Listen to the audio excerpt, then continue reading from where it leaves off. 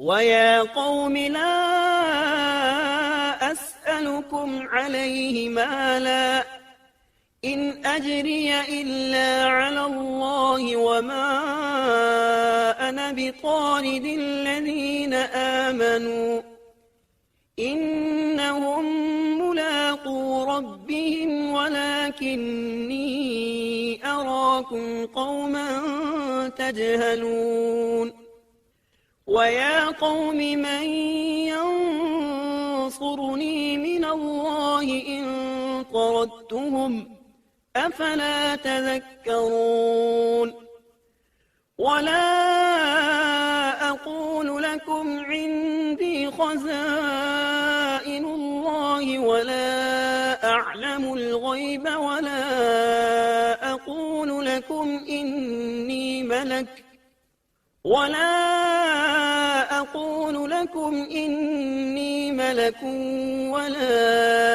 أَقُولُ لِلَّذِينَ تَزْدَرِي أَعْيُنُكُمْ لَن يُؤْتِيَهُمُ اللَّهُ خَيْرًا اللَّهُ أَعْلَمُ بِمَا فِي أَنفُسِهِمْ إِنِّي إِذًا لَّمِنَ الظَّالِمِينَ۔ میری قوم والو، میں تم سے اس پر کوئی مال نہیں مانگتا، میرا ثواب تو صرف اللہ تعالیٰ کے ہاں ہے۔ نہ میں ایمانداروں کو اپنے پاس سے نکال سکتا ہوں، انہیں اپنے رب سے ملنا ہے، لیکن میں دیکھتا ہوں کہ تم لوگ جہالت کی بات کر رہے ہو۔ میری قوم کے لوگوں، اگر میں ان مومنوں کو اپنے پاس سے نکال دوں تو اللہ کے مقابلے میں میری مدد کون کر سکتا ہے؟ کیا تم کچھ بھی غور و فکر نہیں کرتے؟ میں تم سے یہ نہیں کہتا کہ میرے پاس اللہ کے خزانے ہیں اور میں غیب کا علم بھی نہیں رکھتا، نہ میں یہ کہتا ہوں کہ میں کوئی فرشتہ ہوں، نہ میرا یہ قول ہے کہ جن پر تمہاری نگاہیں ذلت سے پڑ رہی ہیں اللہ تعالیٰ انہیں کوئی نعمت دے گا ہی نہیں۔ ان کے دل میں جو ہے اللہ اسے بخوبی جانتا ہے۔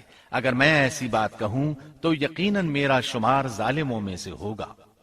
اس پر نوح علیہ السلام کی قوم اور اکڑ گئی اور وہ کہنے لگے، اے نوح، بس بہت ہو گیا، تو نے ہمیں بہت ڈرا دھمکا دیا۔ اب اگر تو سچا ہے تو جس چیز کا وعدہ تو ہم سے کرتا تھا اس کو لے آ۔ نوح علیہ السلام نے ان کی بات سن کر کہا، عذاب لانا تو اللہ کا کام ہے، اللہ کو کوئی عاجز نہیں کر سکتا، اور جب اس کا عذاب آ جائے گا تو کوئی بھاگ نہیں سکے گا۔ اس کے بعد نوح علیہ السلام کی قوم کا ان سے آمنا سامنا ہوا تو انہوں نے ان سے کہا، اے میری قوم، اگر تم پر یہ گراں گزرتا ہے کہ میں تم میں رہتا ہوں اور تمہیں اللہ کی باتیں سنا رہا ہوں، تم اس سے چڑھتے ہو اور مجھے نقصان پہنچانے کے درپے رہتے ہو، تو سنو، میں صاف کہتا ہوں، مجھے تمہارا کوئی خوف نہیں، تمہاری کوئی پرواہ نہیں، تم سے جو ہو سکے کر گزرو، میرا جو بگاڑ سکتے ہو بگاڑ لو، تم اپنے شریکوں اور جھوٹے معبودوں کو بھی بلا لو اور مل جل کر مشورے کر کے بات کھول کر پوری قوت کے ساتھ مجھ پر حملہ کرو۔ تمہیں قسم ہے تم میرا جو بگاڑ سکتے ہو بگاڑ لو، اس میں کوئی کسر اٹھا نہ رکھو، مجھے بالکل مہلت نہ دو، اچانک مجھے گھیر لو، میں بالکل بے خوف ہوں، اس لیے کہ تمہارے راستے کو میں باطل جانتا ہوں، میں حق پر ہوں، حق کا ساتھی اللہ ہوتا ہے، میرا بھروسہ اسی عظیم ذات پر ہے، مجھے اس کی قدرت کی بڑائی معلوم ہے۔ نوح علیہ السلام نے واضح الفاظ میں اپنی قوم کو چیلنج دیا، لیکن کسی میں طاقت نہ ہوئی کہ وہ نوح علیہ السلام کا مقابلہ کر سکے، چنانچہ کہنے لگے، اسے چھوڑ دو، یہ مجنون اور بے وقوف ہے، نعوذ باللہ۔ بہرحال معاملہ اسی طرز پر چلتا رہا، یہاں تک کہ سال ہر سال گزر گئے، لیکن کوئی مسلمان نہ ہوا۔ پھر پہاڑ پر رہنے والے لوگ روز بروز برائی میں ترقی کرتے چلے گئے، اور جو لوگ شروع میں ایمان لائے تھے ان کے علاوہ اور کوئی شخص ایمان نہ لایا۔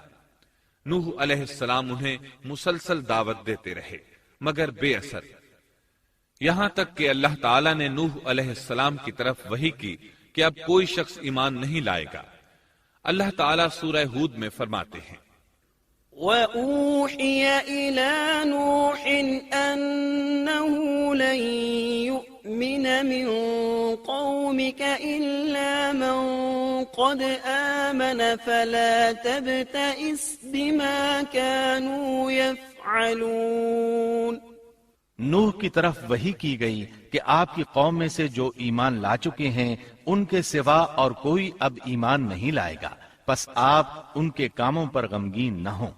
مطلب یہ تھا کہ آپ غم نہ کریں، اللہ کا حکم اب پورا ہونے والا ہے۔ غور فرمائیں، نوح علیہ السلام کے جذبے کو دیکھیے، مسلسل 950 سال تک دعوت دیتے رہے، لوگ انہیں جھٹلاتے رہے، لیکن پھر بھی ان سے نا امید نہ ہوئے۔